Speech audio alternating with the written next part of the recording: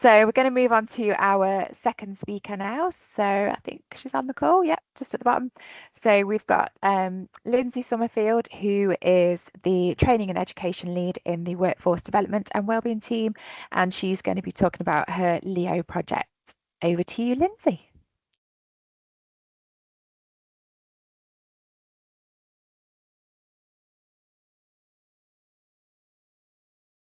You're on mute. Mic's off.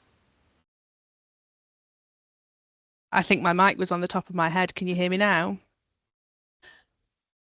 Yes. Yeah. Can you hear me? Yeah.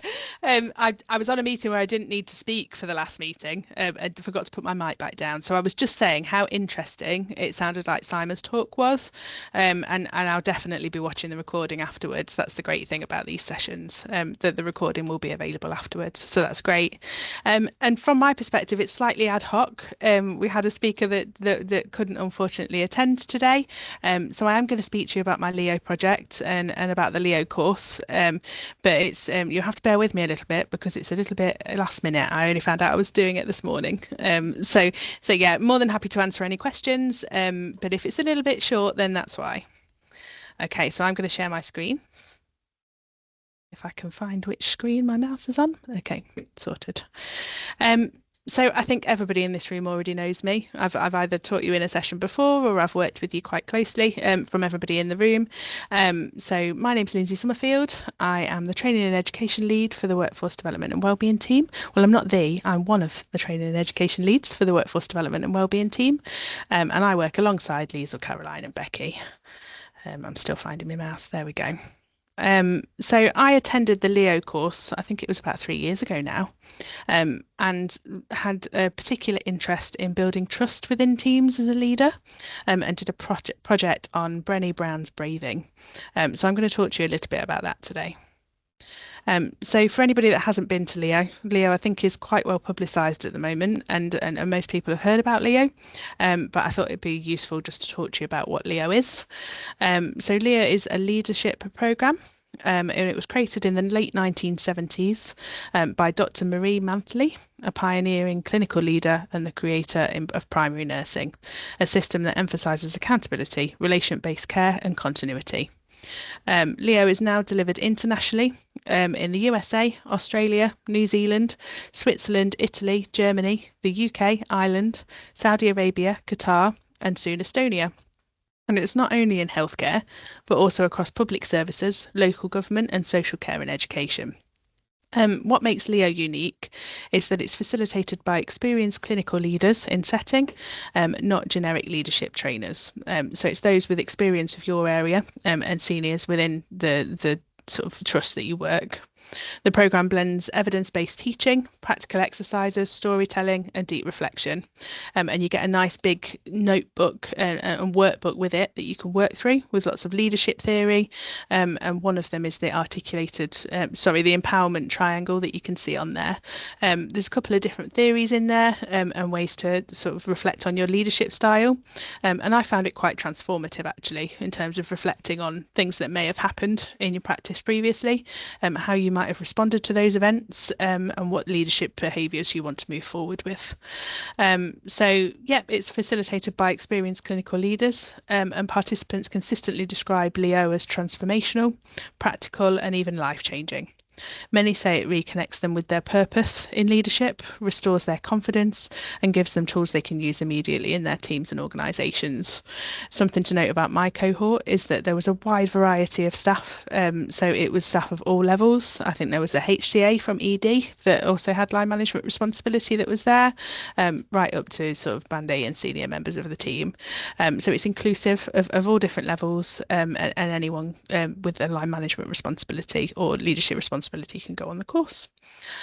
So what Leo teaches, so the main learning outcomes are around empowerment, accountability and shared governance.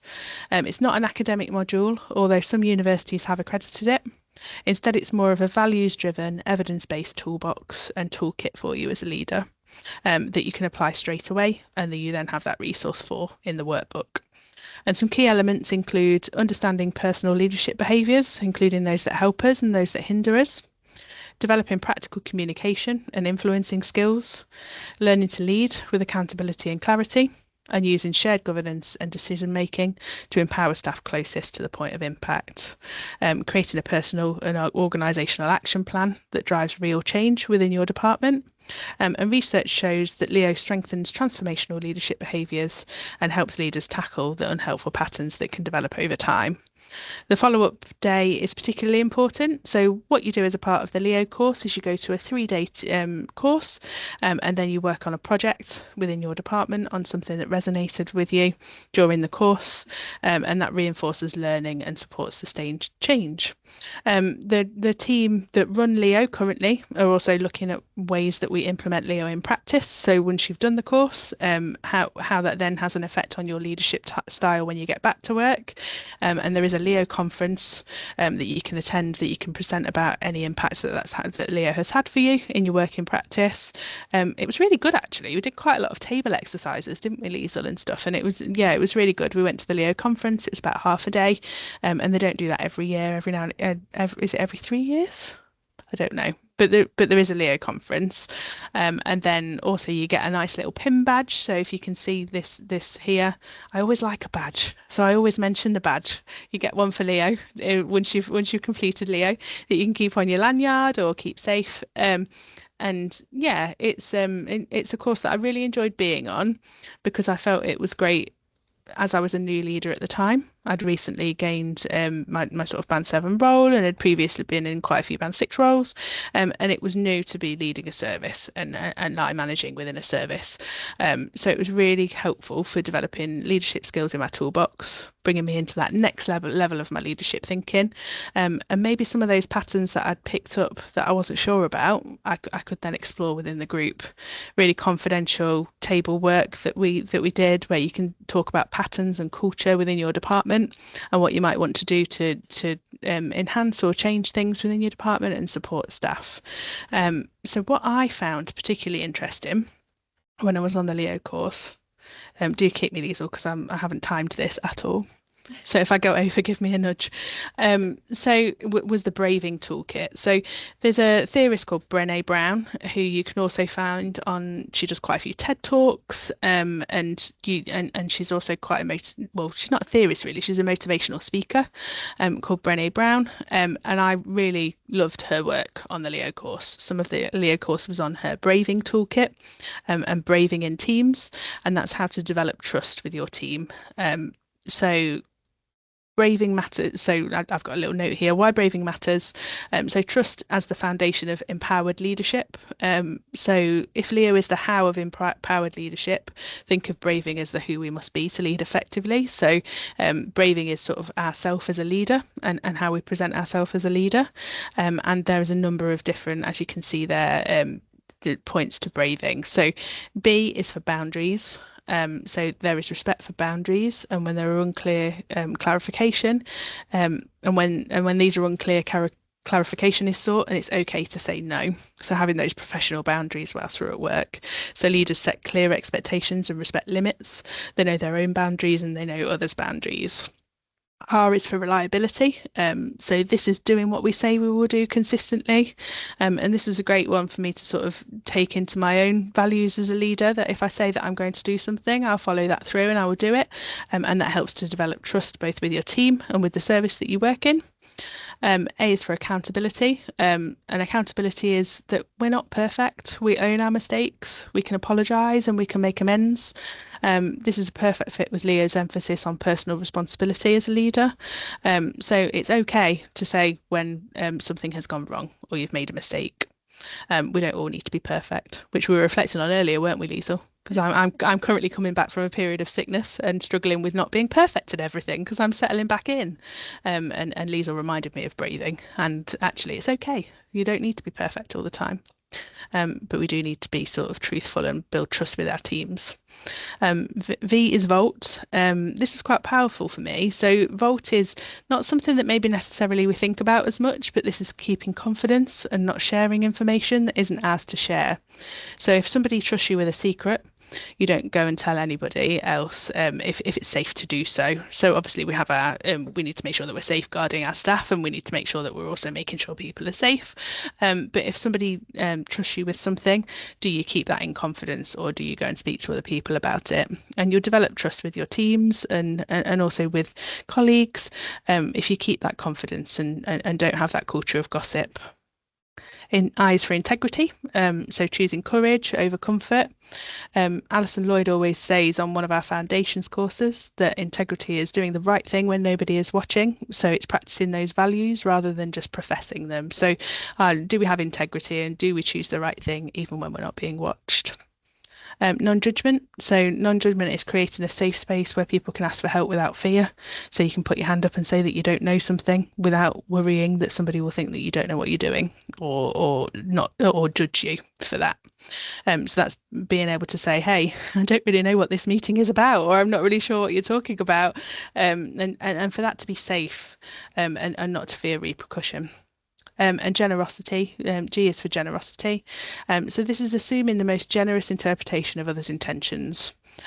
So generosity would be others' actions and behaviours are assumed well in the first instance, and we avoid creating our own negative narratives.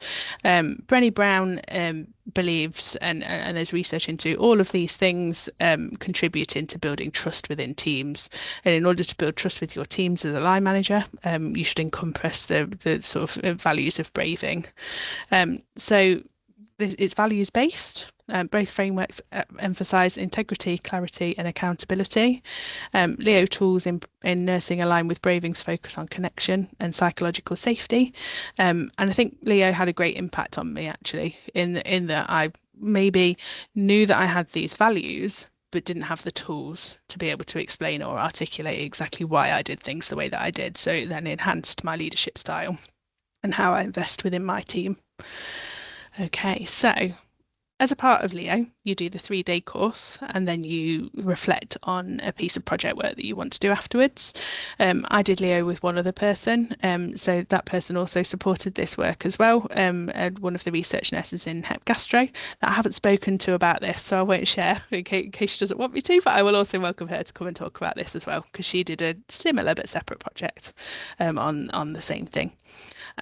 So I then went away and thought about what resonated with me on the course the most, and it was this Braving Toolkit by Brené Brown. She said some quite insightful things that resonated with me and stayed with me after the course. And I like a good toolkit. So I then decided to, as my project, put together a Braving Toolkit. And these are basically questions that you ask yourself as a leader.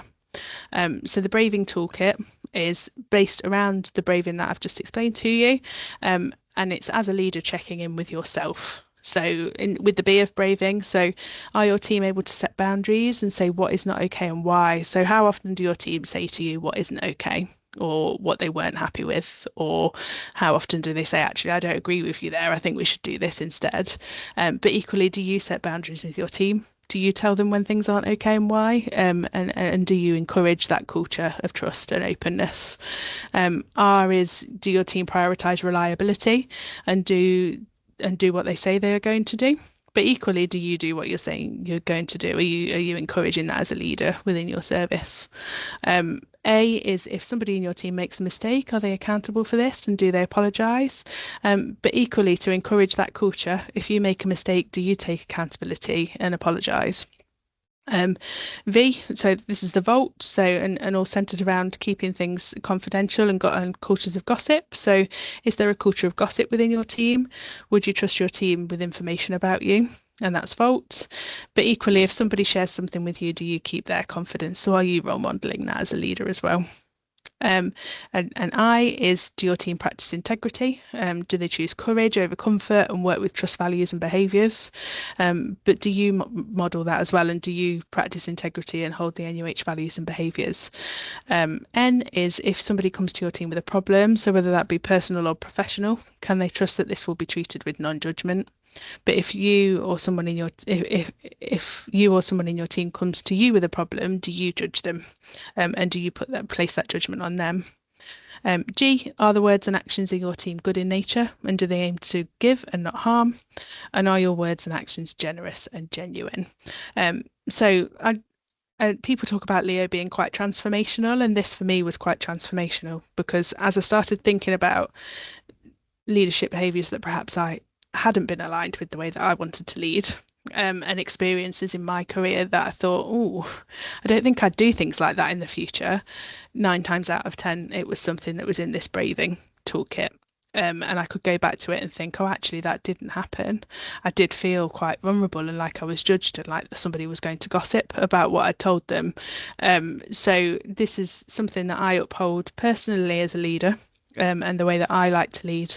And obviously, we're not perfect, and you check in with it and make sure that you're checking in with yourself as well. So that's the idea of the braving toolkit. That if you're thinking something's not quite right and I'm having a really bad week and I'm not sure I'm a great leader this week, you can look at the braving toolkit and just check in with yourself and say, actually, where are we at, to be able to support your team. So that was my Leo project. I'm at 10 to, so that's okay. I knew I wasn't going to be that long because I only prepared it with Liesl this morning. So yeah, if anybody has any questions, wants to ask me anything, that's the braving toolkit, and that's what I learned on my Leo course. Thank you so much, Lindsay, especially for stepping in at the last minute.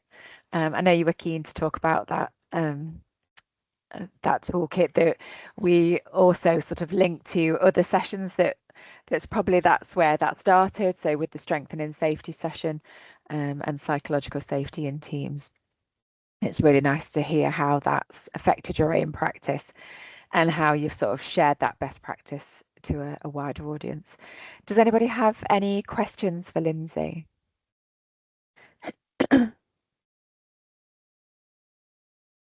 Does anybody do anything very similar in their own team? Oh, Rakesh. Yeah, I just would like to know where and when can we register for this Leo training in case it's held next, whenever it is. So the Leo training, it's I think it's about £400. So it's something that you would put on your training needs analysis when the time comes around, and it's you can book it on the Institute of Care Excellence website. So it's hosted by the Institute of Care Excellence, and I think they do one a quarter. Liesl works quite closely with the person that runs Leo. Do you know any more information about when the next ones are coming up, Liesl? Not off the top of my head, but yes, if you go onto the main intranet page and if you go onto the middle part that's got your NUH, the bit that drops down on the far right hand side, there is a bit there for the Institute of Care Excellence, and it's courses and events, and it'll be in there. But yeah, if you want any further information, I can get the course leader to message you. Thank you. Zoe. Mine's not a question. Mine's just to say it is a brilliant course because I've been on it too. And it really does help you assert yourself as a leader and make you understand more about you and about project management and leadership as well. So that was all I wanted to say. But you weren't expecting that, were you? You was expecting a long question. No, I was getting ready. I was thinking this is going to be a really insightful question because it's Zoe. But no, it's great. Like, I know, I could see your brain thinking, oh God, it's her again. Okay, yeah, that's all I wanted to say, really. Oh, thank you. I've also been on the course, and I would agree. I went on years before I came into RNI, and I think everybody takes probably something different from it, but it is quite far-reaching, and you can certainly see the benefits. So yeah, I would certainly recommend it to anybody that hasn't already been on. Anybody else got any questions, comments, or anything?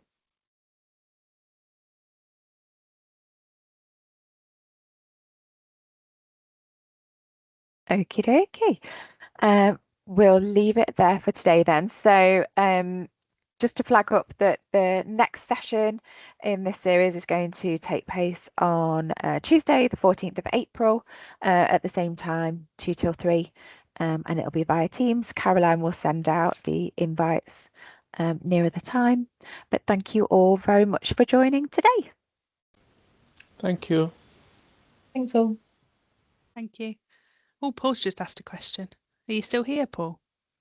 Thank you.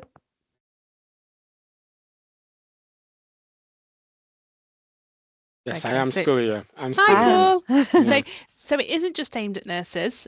So it usually is aimed at those with line management responsibility. So it's usually be somebody in a leadership role or with line management responsibility, but not just nurses, for all staff. So it is something that you could consider maybe when you want to take on that line management journey in the future. Right. Okay. Thank you very much. Thank you. Take care. Take care. Thanks, Bye. Paul. Bye. Bye-bye. Thank you.